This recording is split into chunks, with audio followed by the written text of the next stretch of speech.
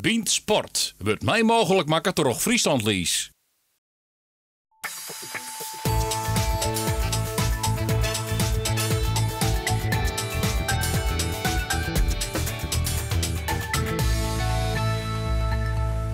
De tornado van Ter Kapelle zal hij op de Olympische Spelen van Rio in de medailles zielen. Dan haak het vanzelfs oer Pieter Jan Postma. Ek on tafel zielexpert van de Ljouwerterkranten Peter van der Meren en Hoyt Jan Postma. Goeien en welkom bij deze Olympische Biensport.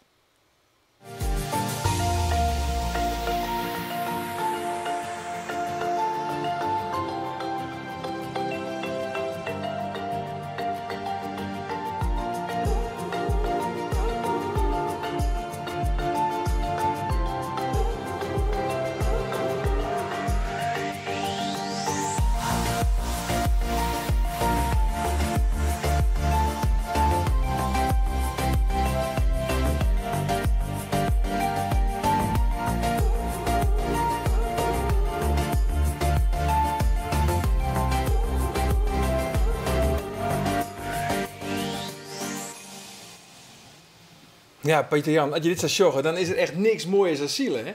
Nee, helemaal gelijk. Prachtige beelden. Ja, echt ja. een gevoel van vrijheid. Ja, en Rio voel je ook thuis. Ik bedoel, we zijn er heel vaak geweest al en ja, dat voelt goed. Dat voelt goed. Voelt Zit er nou misschien ook, omdat het de derde keer is, aan naar de Olympische Spelen, zit er ook wat relaxed erin? Ja, dat scheelt een hoop. In China is het toch de eerste keer dat je een beetje erin komt. In Londen dacht ik ga een medaille halen, ik ga goud. Toen net niet. Maar nu voelt het dat je alles onder controle hebt. Meer overzicht, meer rust. En zin in. Ja, Postma, Hoyt van Pieter Jan. Verneem je jou ook dat hij wat rustiger is? Hij is zeker rustiger. Want sinds de jeugd hebben we het steeds rustiger. Echt weer? Ja? Ja, Is dat een goed ding dan? Nou, goed touwtjes in handen nemen. Hè? Goed leiding aan geven. Zelf weten wat hij wil. En zijn erg trots op hem. Ja, ga je hem er trouwens in, hè? Naar Rio? Nou, dan moet ik even zwieren voor ademhalen. Er zijn voor's en tegens natuurlijk voor Rio. De gevaren, dat speelt wel degelijk een rol. De gevaren speelt een rol, maar wij willen Pieter Jan optimaal ondersteunen. En misschien kan dat beter vanuit Nederland gebeuren dan vanuit Rio. Ja, want als je hem daar dan binnen bijvoorbeeld, hè, want je wint er in Londen en in Peking win je hem er wel bij. Ja. Maar tref je elkaar dan echt? Ga je even contact met elkaar of is het eigenlijk alleen maar via de app? Nou, net dit jaar hebben we het EK en het WK gehad. Zijn mijn vader en moeder Jan en Nienke beide geweest. En het is prachtig. Het is heel mooi om niet alleen via de app, maar elkaar gewoon echt te zien. En dat tekent ook wel mijn ouders weer. Dat ze zo bescheiden zijn en zo dat ze zeggen, nou, we gaan uit van, ik zou zeggen, wat vinden jullie het leukst? Kom naar Rio of niet? Nee, ze zeggen, wat wij belangrijk vinden is dat het goed is voor jou. Dus ze stellen zich altijd heel supportief op. Oké. Ja. Peter, mooi dus de best van de Ljouwerterkranten, Peter van der Meren. Hey, zit Pieter Jan er ook beter voor Visto als Burgerleaks Fjouwerifli in de oren naar Londen? Ja. Hij zei het laatst, vorige week was het, na het succes op het WK, zei hij het zelf mooi toen we contact hadden in Italië. Ik bepaal nu de standaard. En ik ben niet meer volgend, ik ben leidend in de klasse. En ik denk dat het ook zo is. Er wordt naar hem gekeken, op het water en op de wal, en dat is heel belangrijk. Hij is een baas. Ja, en als jij bepaalt, dan let de ander op je. En dan wordt er naar je gekeken, wordt afgewacht. En dan hoef je niet meer te volgen. Nee, dat is een hele andere rol. Cruciaal. Ja, een hele andere rol. En ik denk dat hij ervaren genoeg is nu om daarmee te kunnen omgaan. Ja. Ja. Want een Ierlien zei dus toen even mij nog, van dat is toch fysiek en ook qua materiaal, wie is er nog net echt klaar voor? Dat is nog maar een Ierlien. Dat is een jaar geleden, is veel veranderd inderdaad. Ik vind het wel mooi dat Peter hier ook aan tafel zit, even schakelen hoor. En we kennen elkaar natuurlijk al een hele tijd. Nou, je zegt het ook wel mooi. In ieder geval... Maar het gelijk. Het er gelijk. Ja. Nou, dat denk ik wel. En inderdaad, als je net zegt, een jaar geleden. Je moet eigenlijk zo zien dat je in een piramide werkt. En het puntje is Rio. Daar klopt alles. Daarvoor ben je veel dingen nog aan het testen. Dus nog veel materiaaldingen. Op een gegeven moment, 2 jaar van tevoren, dachten we... Nou, misschien gewicht is 9 kilo lichter is wel beter. Hup, 9 kilo afgevallen, getest. Nee, Niet, weer 9 kilo erbij. En zo werk je in een piramide naar de top toe. En dit jaar zijn we in de top.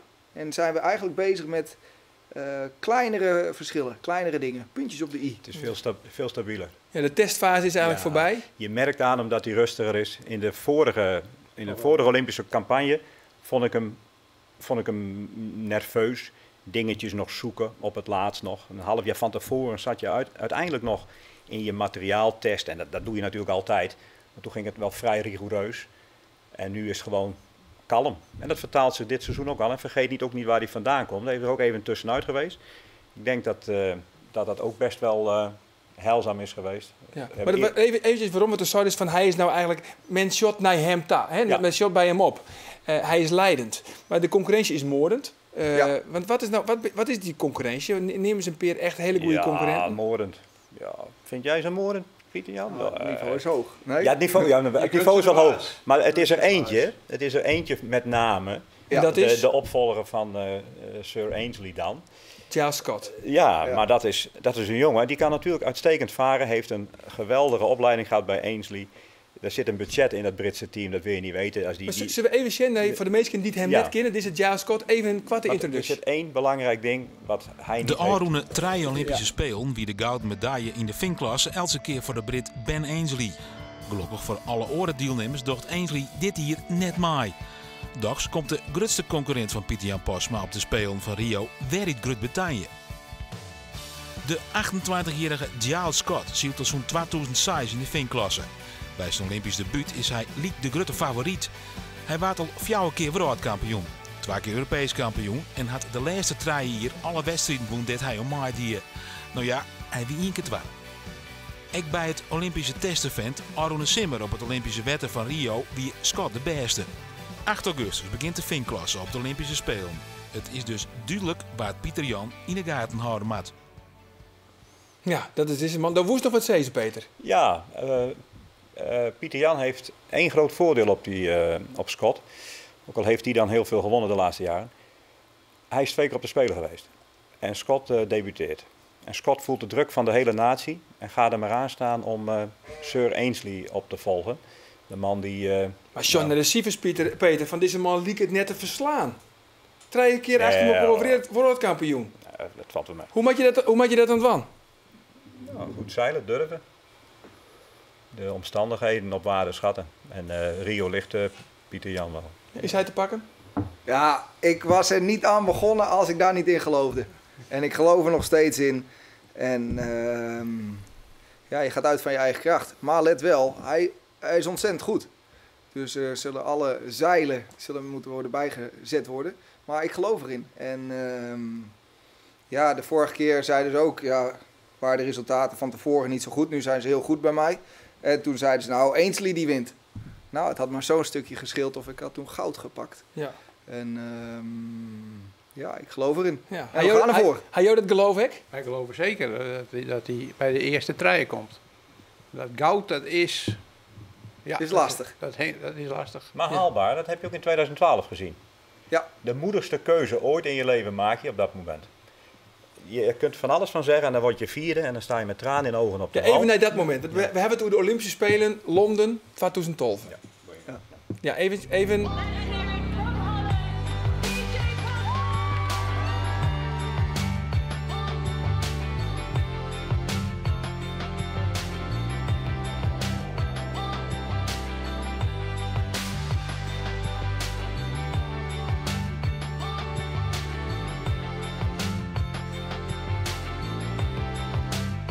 Wat ontzettend jammer voor de Vries.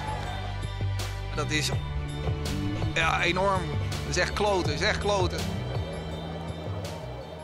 Ja, want Peter, Doe is erbij, hè, hier in Weymouth. Ja. Even schetsen voor de mensen die het net meer weten. Ja, uiteindelijk werd Pieter Jan dus 4e. Maar wat gebeurde er? Nou, Ainsley leek onaantastbaar. Maar je merkte aan Ainsley dat de druk enorm was.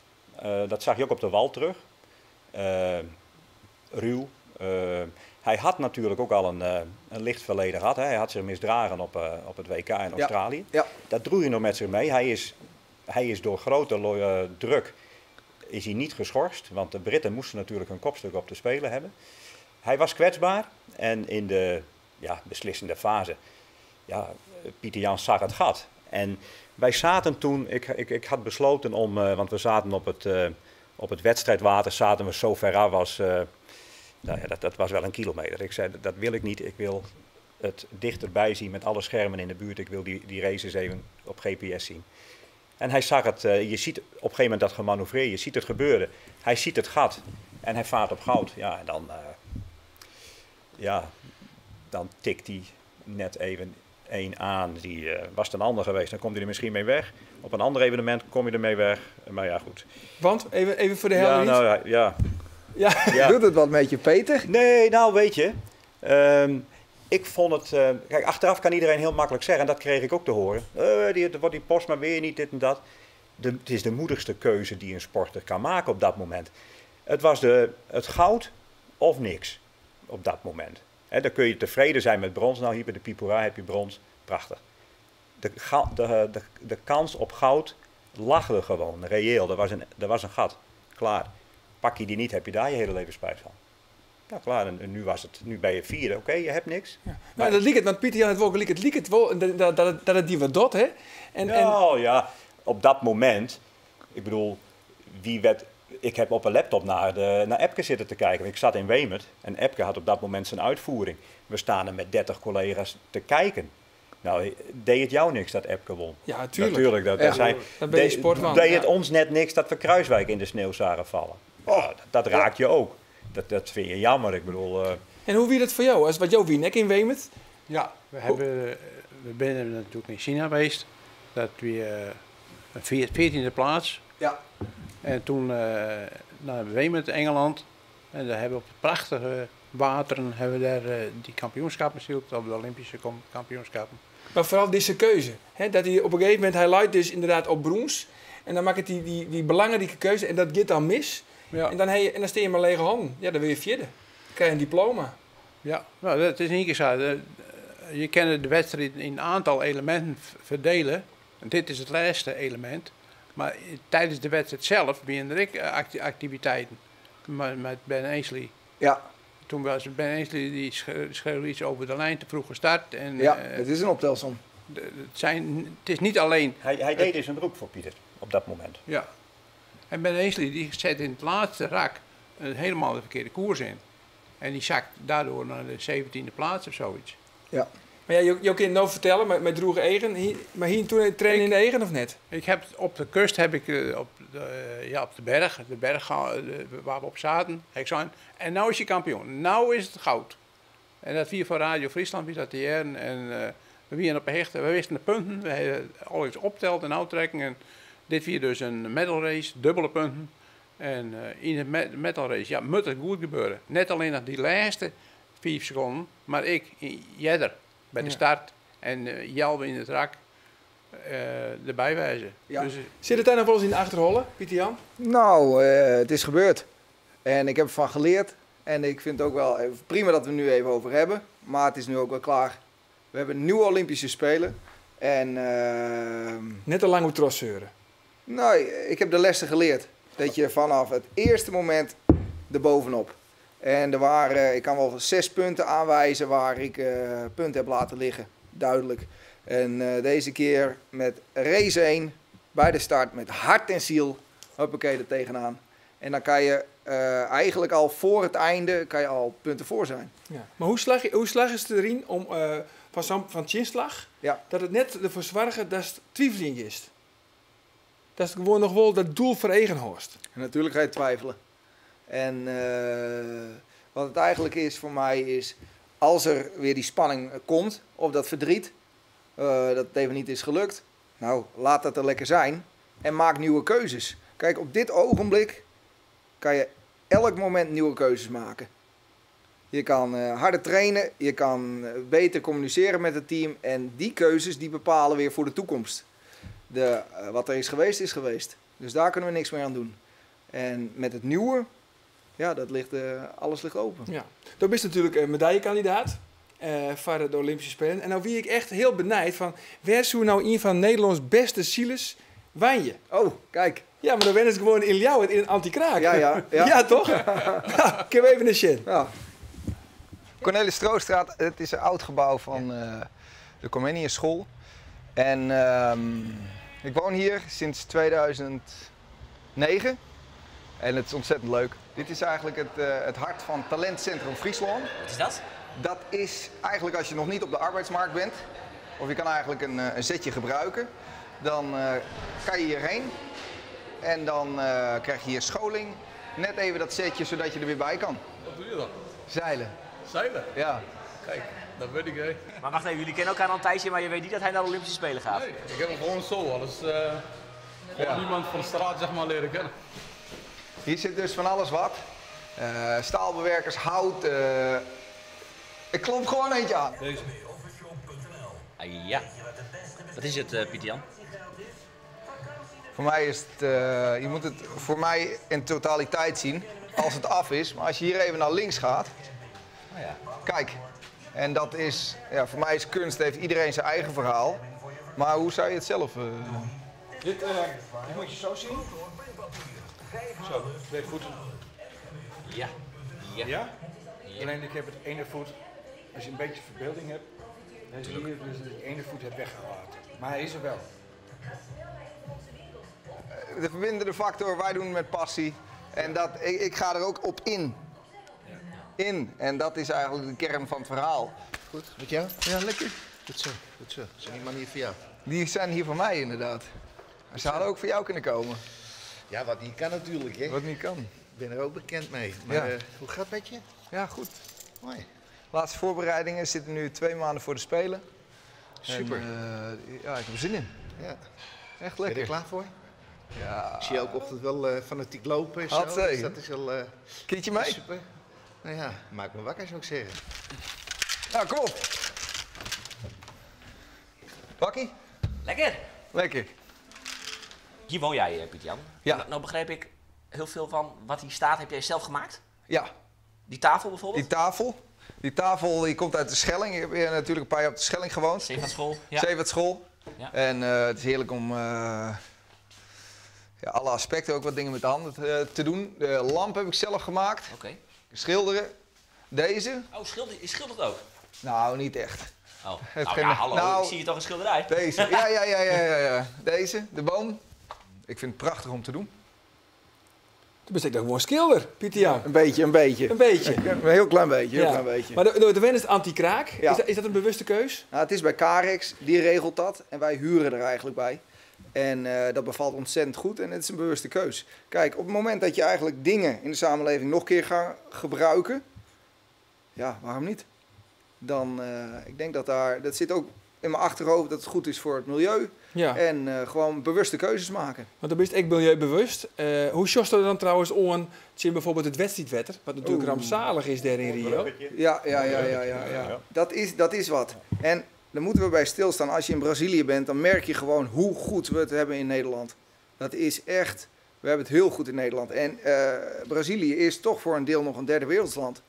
Je hebt niet altijd rioolzuiveringen, die zijn er niet veel op sommige gebieden. Niet altijd wordt het vuilnis opgehaald en dat komt in die baai. Er trouwens zelfs koelkast niet, nevens mij. Maar het bouwmeester ziet je een keer, die zei, ja, dan kom je gewoon tijdens de wedstrijd, komt er gewoon een paar keer een koelkastje in. Nou was dat in 92 ook zo hoor. De broers Kouwenhoven, 74. Die hadden in 92 een WK in Barcelona op het Olympisch wedstrijdwater. Ja, En die voeren dwars over een deur heen.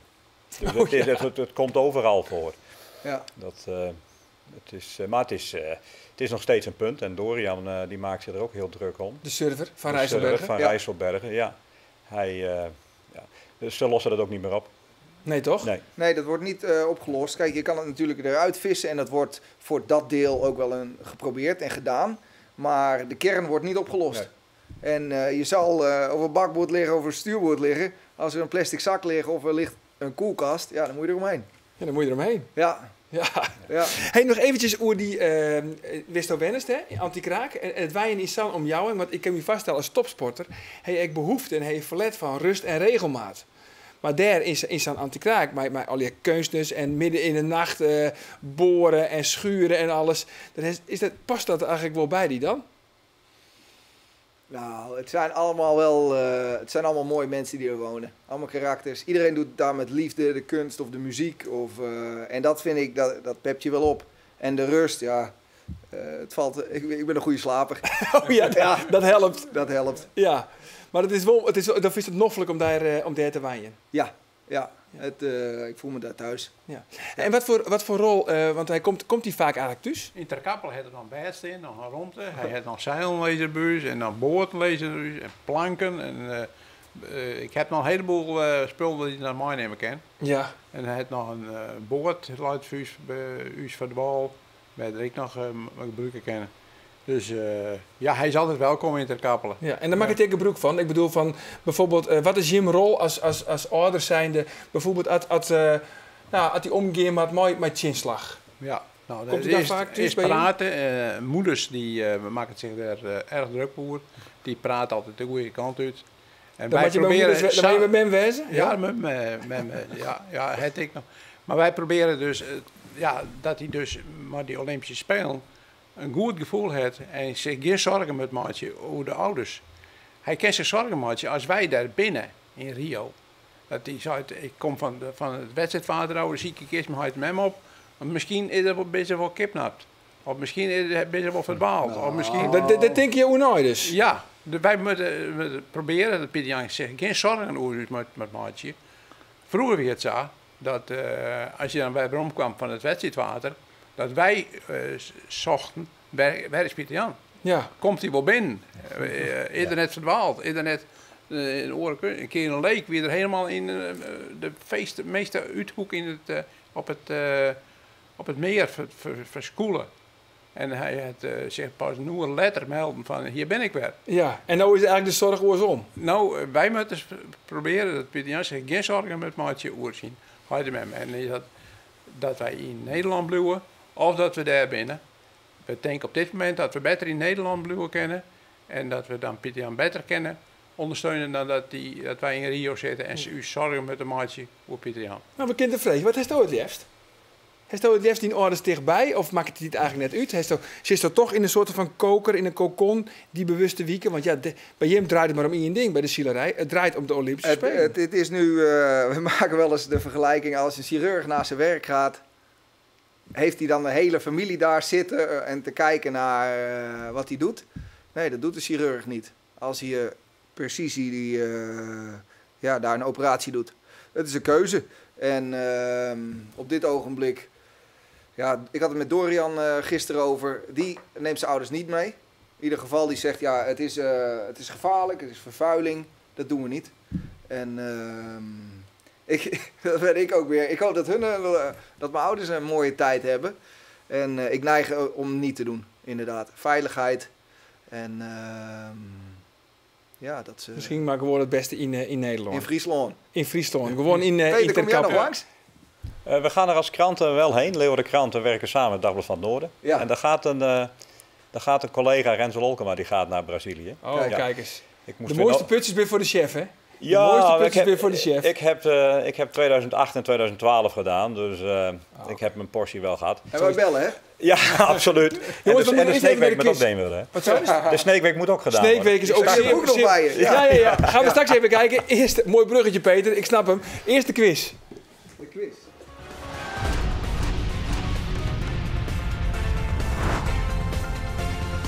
De vraag van deze week gaat over Pieter Jan Postma. Hoeveel WK-medailles had hij won in de finklasse? Is het A, 2, is het B, 4 of is het C, 6? Mail je antwoord van waanzin naar bient@omroepfriesland.nl en win dit originele sieljek van Pieter Jan Postma. Ja, en die jas, dat is deze jas, droegen op het Europees kampioenschap in... Ja, hier zit nog champagne op van het EK. Ja, Kijk eens aan. Het goed ruikt. Het moet even worden gewassen misschien, maar ja. Hartstikke mooi. Het originele jek, het antwoord trouwens van Vlienwieken, de club dat Oscar Sielstraatje scoorde. Dat wie Willem II en dat hier Sascha van Vught uit de Hommets. Daar komt Peter Woijn volgens mij. Goed. En het Cambuurpakket, dat komt zo gauw als mogelijk die kant op. Ons af hier Bean Sport op televisie. Maar ik Hewitt blijven de heren nog even wat langer zitten en geven we onderhoor nog even terug op internet. Zorg ervoor op omroepfriesland.nl/Beant. Praten we nog even terug over onderhoren de Volvo Ocean Race. Dat Pieter Jan heel graag on mij van wil. Dus ontaast en ons alvast een goed weekend. Dag.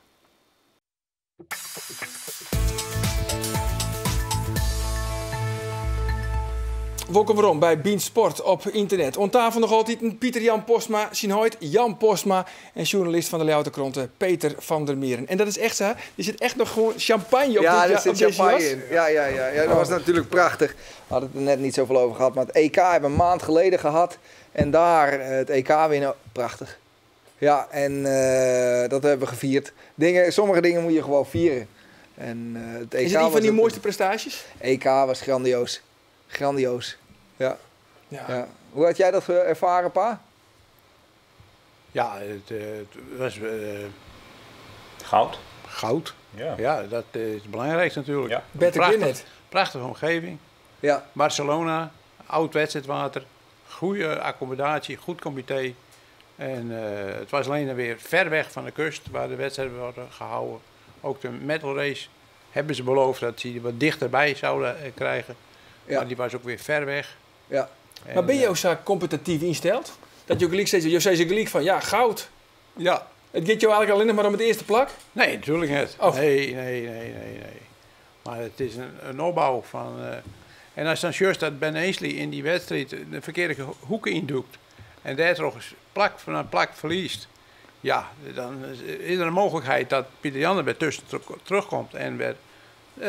Ja, dat was op een spelen bedoel je? Ja, dat was op een speler. Ja. Het heet dan gelijk in de gaten, als je op een wal staan. Ja, dat besjuggen we hebben de puntentelling, we hebben de computers, we hebben sinds werk maar de telefoons, de slimme telefoons, hebben goede contacten.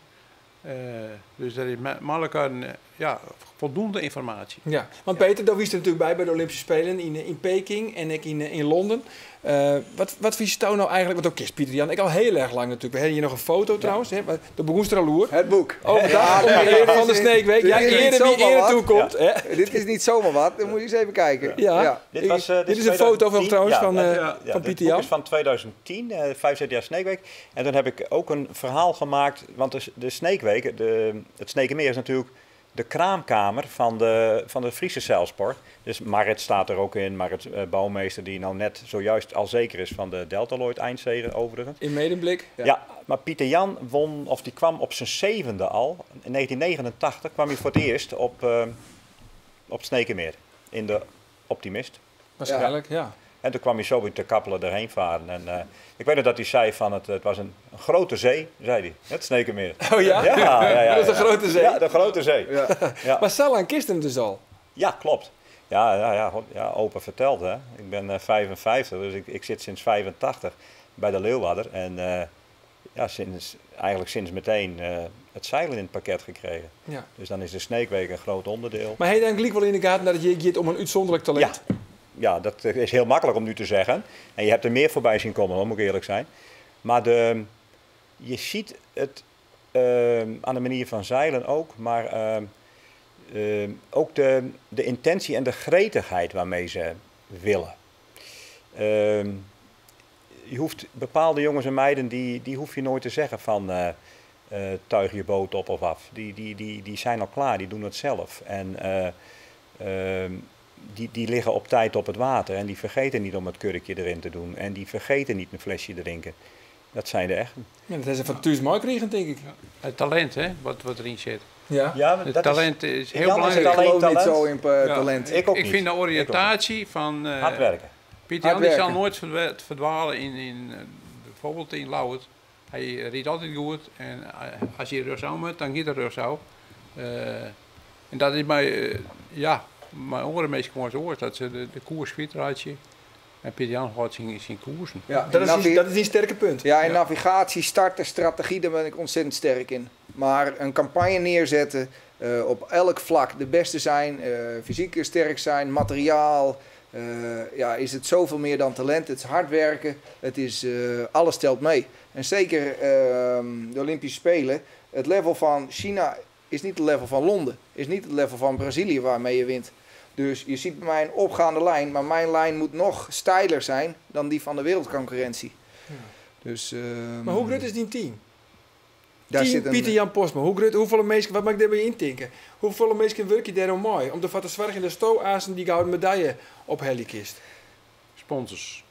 Ja, het is een groot team, maar ten eerste filosofie erachter. Als je een stap kan maken bij iemand, dan huur ik hem in. Ja. Dus kennis, we hadden het net over een Spanjaard, Rafa Turelio. Die woont nu in Nieuw-Zeeland. Oké, ik laat hem even voor een week invliegen. Of een zeilmaker uit Finland. Oké, die haal je erbij voor 2 weken. Reglementskennis. Alles. Josje, ja. Die weet alles van de regeltjes? Ja, ze krijgen avonden onderwijs. Dat heeft Jacco Koops, de bondscoach surfen, ook gedaan met Lilian de Geus.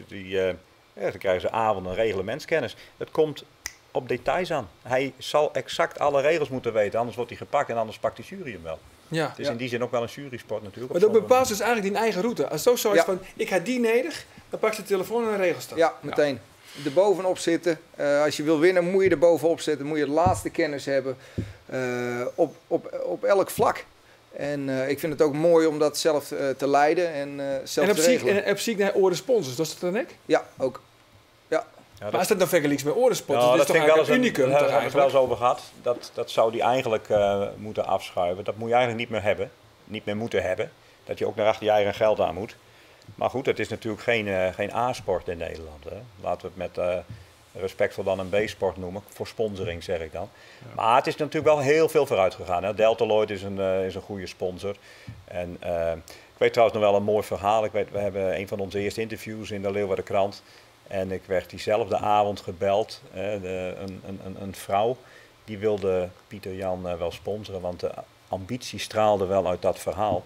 Dan praat je toen over 15.000 gulden. Wat ze 3 jaar heeft volgehouden. Dus die gretigheid straalde kennelijk dan ook wel van het papier af. Dat was wel mooi. Ja. Maar dat je jezelf achter je eigen sponsoren ommatte, dat die energiestoes misschien beter steken kunnen in orenzaken. Ja, dat kan. Terwijl het ook voor de sponsor is mooi. Ik had van de week een sponsordag met APPM. Nou, het hele bedrijf dat leeft mee.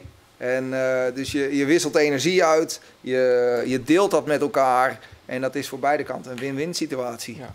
Dus, even wat oors. De Volvo Ocean Race. Ja. Is dat nog altijd een dream voor jou?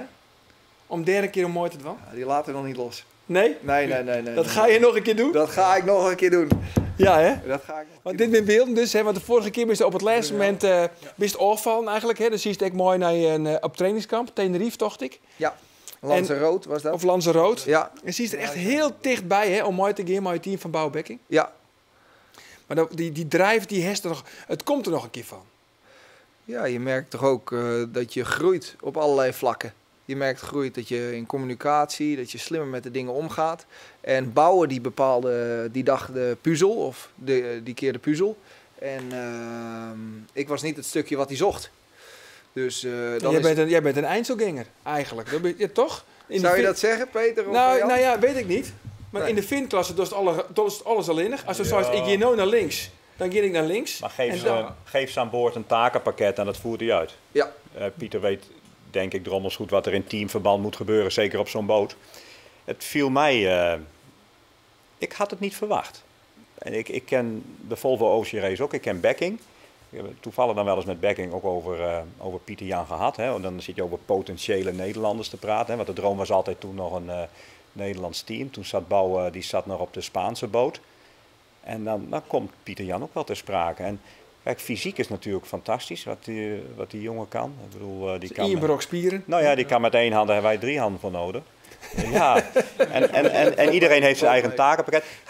Wat ik ook een pre vond, het is geen verwende jongen. In die zin, hij kan Spartaans leven. Wat dat betreft is waar hij nu woont, in zekere zin, past dan ook wel bij hem. Hè? Je hoeft geen gouden kranen.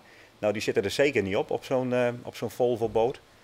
Dus in die zin had ik wel verwacht dat hij het zou halen. Ja. En jou, als huid, is Pieter Jan een Einzelganger of is het echt wel een teamplayer? Ja, hij heeft natuurlijk een coach waar hij samen de wedstrijd maar bepraat. Hij heeft steun vanaf de wal. Hij doet het net alleen nog. Nee. Absoluut net. Hij kan makkelijk omgaan met gewoon een meisje. Maar de materiaalmeisje, maar de meisje van de boord. Maar de mast, en ook bij de Brunel ging dat hartstikke goed met het team. Dat liep als een tierenlier. Alleen met Bouwen Bekking, ja, dat was eigenlijk tussen Bouwen en mij. Nou, daar zaten we wel eens niet op één lijn. Ja. Een beetje een kleine botsing. Ja. Het boterde niet echt. Met Bekking en mij was het... ik heb een mening. Ja, ik heb een mening. Klaar. Ja. Ja. En het lijkt me mooi om dat tegenover elkaar te zetten. en daarvan te leren. En Bouwen had liever luisteren, that's it. Ja, een echte scootjeskipper, zeg maar. Ja, weet ik En niet. de skipper die zei van we gaan die kant op, die is baas. De skipper is baas, toch? Die is baas. Ja, en ik denk juist ook op het moment van beslissing, dan luister je daarna. Maar op het moment van rust, hoe meer input, hoe beter. En als je er rond de wereld gaat, dan heb je heel veel momenten waar eigenlijk de rust is. En dan kan je, voor mij, luisteren iedereen. Kan de organisatie vlak zijn. En iemand die spreekt, er even bovenuit zetten. Of in ieder geval luisteren naar hem. Maar Bouwen wou de hele tijd eigenlijk dat het top-down was. Ja. Richtingsverkeer, ja. Eén richting. En daar was een beetje de struggling. Ja. Wie is teleurgesteld? Ja, dat was ik wel even. Dat vond ik jammer. Zul je het volgende keer anders doen? Ik denk dat ik vanaf het begin dan in ieder geval tegen Bouwen zeggen, hoe gaan we dat aanpakken? Ja. En ik geloof juist dat deze keer kwam Brunel weer een keer tekort. Bouwen heeft nu 7 keer geprobeerd, 7 keer dicht bij een podium met goede budgetten. En ik denk dat het een hele goede schipper is. En eigenlijk als hij nog meer zou samenwerken, dat hij dat stapje kan hebben om eigenlijk te winnen. Dus ik denk dat het juist een mooie aanvulling is. Ja. Nou is er nog een heel groot SEAL-evenement. Misschien wel het oudste SEAL-evenement. America's Cup. Ja. Klopt het dat Sto daar ook om mooi van was? Weet je wat het is? Nou ja, ik weet ook, ja, het is een hele belangrijke race. Ja. Amerika. Uit de hand gelopen hobby van superrijken. Ja, maar ook een stukje van trots. Lees in het kort even niet wat het is. Ja, nou deze keer is de wedstrijd in Bermuda. Het gaat over catamarans die eigenlijk uit het water gaan. Dus ze zijn allemaal foilen. En er is de defender is Oracle Team America, Team USA. En dan wordt er 1 team, er zijn 5 teams die proberen Oracle te verslaan. Dus eerst gaan die 5 teams tegen elkaar en dan uiteindelijk gaat Oracle tegen de Challenger. En dat zijn dus de catamarans. Ja, dat gaat hartstikke hard en daar zou ik graag aan mee willen doen. Ja? Ja, dat is heel lastig. Dat is een andere dimensie van zeilen, Arjen, dat hoor. is heel lastig. Ja, dat is Als heel je er wat levend anders. vandaan komt, dan is het mooi. Als je er levend vandaan komt, is het mooi, ja? Nou, Er is wel eens iemand. Er sneuvelt wel eens ja, iemand. er is één gestorven, zeker. ja. En Dirk de Ridder, een dorpsgenoot, is dan ook wel eens in de penarie geraakt toen hij nog aan boord zat. Het gaat mij wel wat te ver, PJ. Ik vind het mooi, maar om met Dirk dan ook te spreken, 1,5 uur liggen te mierenneuken over een schroefje van 1,5 centimeter. Ja. Ik ben benieuwd hoe jou er als huid zien jongens joggen. Als het in die zo gevaarlijk is. Ja, wij zijn blij dat er net mooi ging. Aan de Brunel bedoel je? Aan de Brunel of aan de... Ja, oké. Maar nou, dus America's Cup, gaat het misschien nog wel rader? Ja, je moet er echt vraagtekens bij zetten. Giet het nou? Hetzelfde met autoracen. Hoeveel gevaar zit er aan vast? En we willen graag hem in lengte der dagen buis houden. Of tenminste in Nederland of op de wereld. Maar het is een gevaarlijke activiteit. Voor ja, maar snelheid boeit. Ja. Kijk, er zijn voor mij 3 groten met het zeilen. Dat is de Olympische Spelen, een hoogtepunt. De Volvo Ocean Race en de America's Cup. En ik ben met 1 team in gesprek voor de volgende America's Cup. Daar zit gewoon een kleine... Nijs-Ceylon, toch? Nijs-Ceylon, ja. Daar zit een kleine kans dat ik mee kan. En ik ga 100% zeker... ik ga ervoor om of met de Volvo komende keer of met de Cup mee te doen. Of dat gaat lukken is een tweede, maar die ambities zijn er. Maar eerst Olympische Spelen. De agenda is helemaal leeg. Komende 2 maanden, kop naar beneden. Nog die laatste trainingen doen. Wel van genieten, maar Rio, here we come. En dan is het maar in je doel. Goud, dat is wat telt. Goud is wat telt. We kunnen nu even over goud hebben en dat laat je dan ook weer los. We hebben het over de inhoud. We hebben het over elke dag goed starten, snel varen, goede keuzes en dat leidt tot goud. En ik vertrouw erop als ik richt op het proces, dat daar hele mooie dingen kunnen gaan gebeuren. Ja. Vind je het spannend? Ja, ik hou van spanning. Van wedstrijden. Dat kwam vroeger uit de Michelerij op Snetsemaar. Dat geldt over britswedstrijden. En dat is spannend. Het volgen van de wedstrijden per seconde weet ik soms bij Pieter Jan Luit. Boeirondingen noteren, bijhouden. Ja, het is makkelijk Het is een spannende activiteit, maar niet te spannend. Nee. Nee, het is mooi. Het is mooi. En dat vies ook, Peter. Oh ja, absoluut. Ja, wat kost die? Olympische Spelen voor Pieter Jan? Ja, dat is moeilijk te zeggen. Ja, ik kan hier nou heel stoer roepen goud. Maar dat zegt die Brit ook. Als er een Spelen is waarop het kan, dan is het deze. Absoluut. Want? Nou, de ervaring. 2 keer geweest. Ja, precies. Dat is onmiskenbaar het voordeel wat hij heeft. Wat Scott mist, is wat Scott zijn eerste. En Olympische Spelen, dat hoor je van iedereen, altijd anders. Dat zal een journalist ook zeggen. Altijd anders. Ja. Is ook zo. Maar het is voor een sporter absoluut ook zo. En wat dat betreft maken ze Pieter Jan niet meer gek. Nee.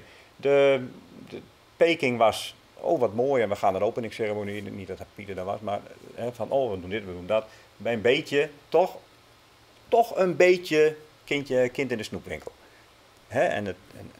Maar het is waar je naartoe werkt, het is je werk, en het werk op dat moment.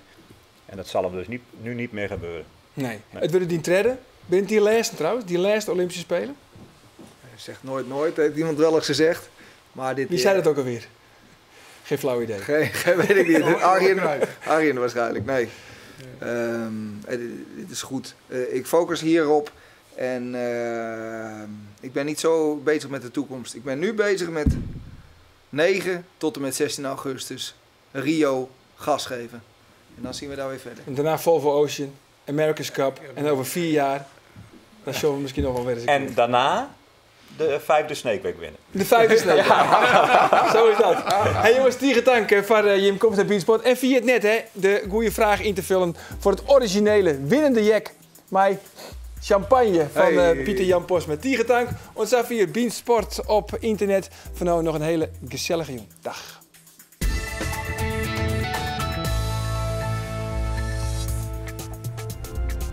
Our planet may be home to 30 million different kinds of animals.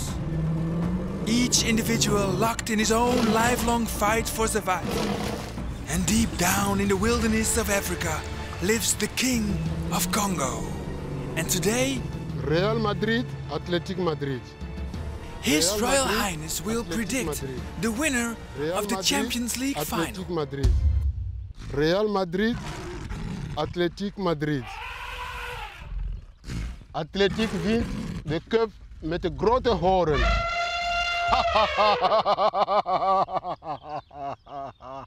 Beansport, waar het mij mogelijk maakt toch Friesland lies.